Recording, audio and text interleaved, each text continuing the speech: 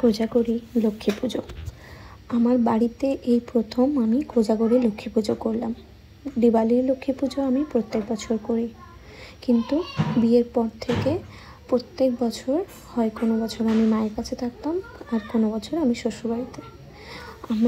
আমার এখানে দিল্লিতে কোজাগরী লক্ষ্মী পুজো করার এখনও পর্যন্ত সুযোগই পাইনি, কিন্তু এই বছর আমি বাড়িতে আছি, মানে দিল্লিতে, তাই বাড়িতেও করলাম পুজোটা।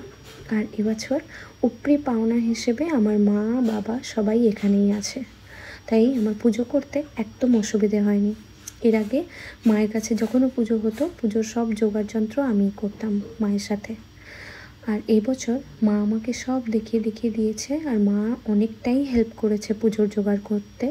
তাই পুজোটা আমি একদম নির্বিঘ্নে খুব ভালোভাবে নিজের মতো করে করতে পেরেছি। যেখানে যেখানে আমার হেল্প চাই সেখানে মা হেল্প করে দিয়েছে, মা বলে দিয়েছে। তাতে আমার অনেকগুলো জিনিস, লক্ষ্মী পুজোর অনেকগুলো নিয়ম যেগুলো আমি জানতাম না, সেগুলো আমার শেখা হলো। আমরা সবাই, বাবা মা ভাই, আমার হাজব্যান্ড, আমি সবাই মিলে পুজোর জোগাড় করেছি। আশা করি তোমাদেরও সবার পুজো খুব ভালো কেটেছে। তোমরা সবাই খুব ভালো থেকো। আবার কথা হবে আমার নেক্সট ব্লগে। বাই।